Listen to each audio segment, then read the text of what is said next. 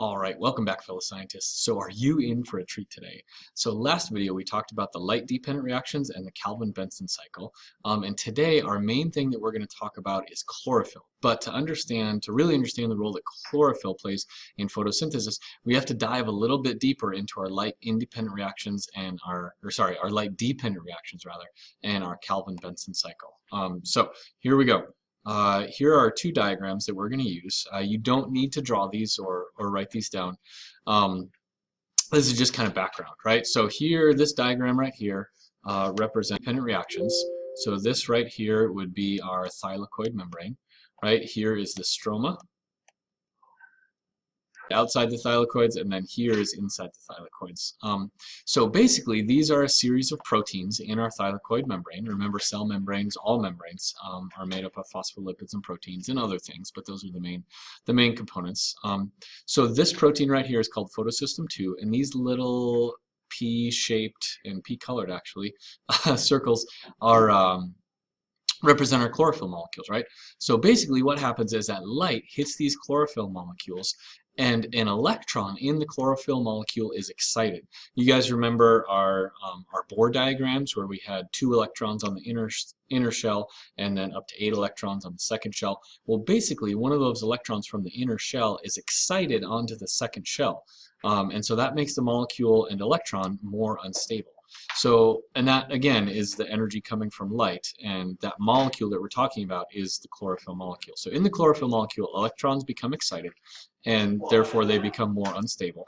And so the electrons that are unstable, they're actually passed down these series of proteins, right? And the electrons, because they're zipping around at near light speed, and they're almost pure energy, they're a particle, but they're energy as well, they provide the energy to do work. Right? First thing that happens here is this hydrogen ion, right, which is a hydrogen atom that has lost its electron, is pumped from the stroma into the thylakoid membrane, right? And then the electron needs to go to photosystem 1 to get kind of recharged, basically. And then the electron goes to this protein right here, and then we have NADP plus, right, that comes along and picks up the electron. So we have an empty basket that then gets turned into a full basket. NADPH, like that. So then that NADPH, we're going to save that for later. So now we have over here, we have a bunch of hydrogen ions, because this happens a lot, right? Hydrogen ions, hydrogen ions, hydrogen ions, hydrogen ions. So you have a high concentration of hydrogen ions. Where do those hydrogen ions want to go? Well, yeah, they want to go to where there's a low concentration, right? What do we call that? Yeah, good job. That's diffusion. And what do we call it when we need to flow through a protein?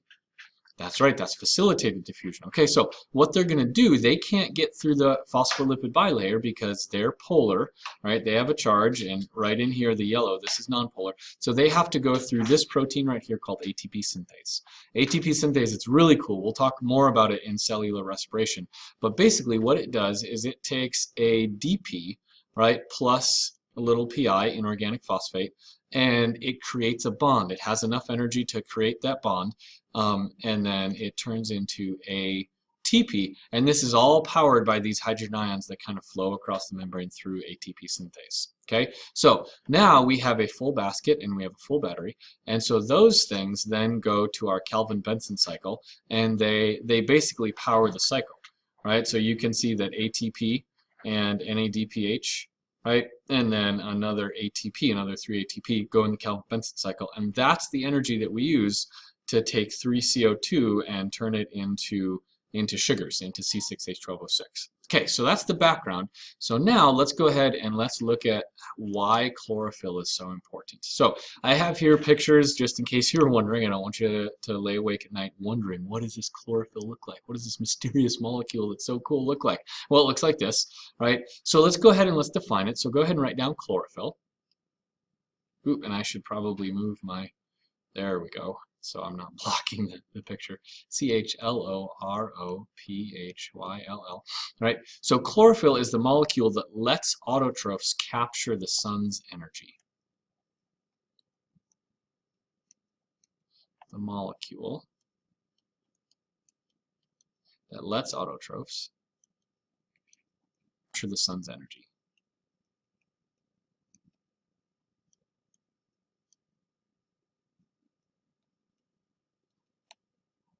Right, so it's basically like the solar panel that lets it capture the sun's energy.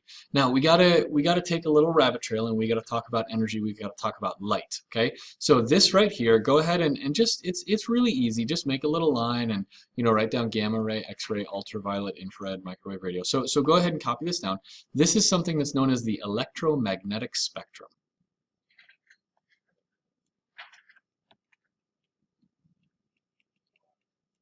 So the electromagnetic spectrum is all of the energy that includes what we think of as light, right? So gamma rays, nuclear radiation, X-rays used for medical imaging, right? Ultraviolet, bees see in ultraviolet. The visible light that we see is part of the electromagnetic spectrum, but it's just a very, very, very small part, from about 400 to about 700 nanometers, right?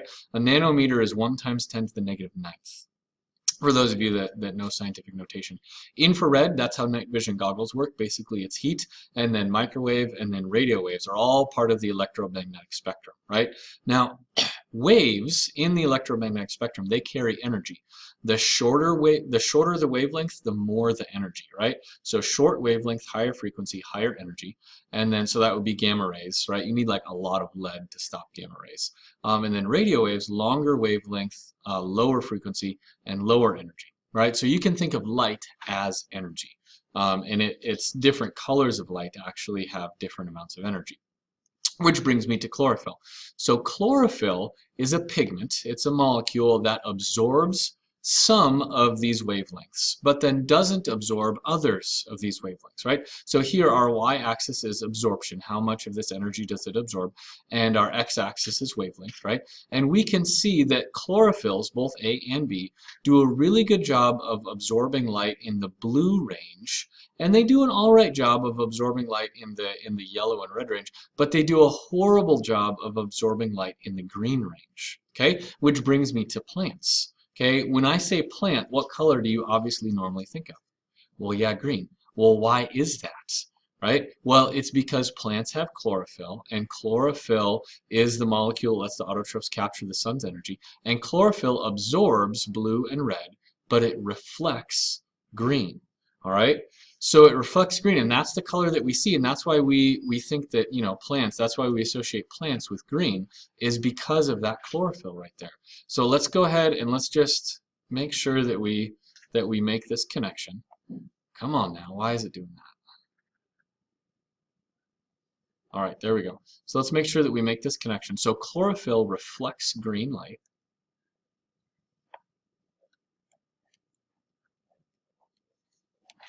Chlorophyll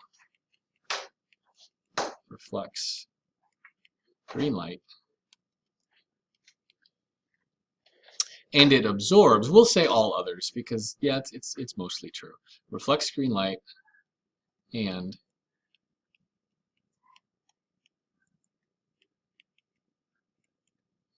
reflects all others. And absorbing light is what gives autotrophs the energy to make sugar, right? Absorbing light,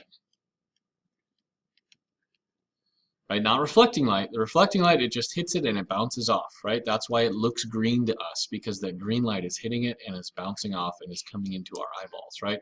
So absorbing the light is what gives autotrophs the energy to make sugar. Absorbing the light is what gives, oops, that's horrible. It should be a G, G-I-V-E-S, gives autotrophs the energy to make sugar.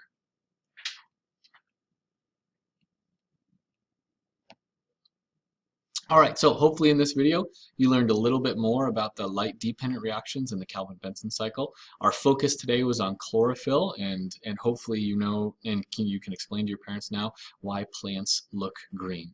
This has been Mr. Leo. Thank you so much for watching, and I will see you on the flip side.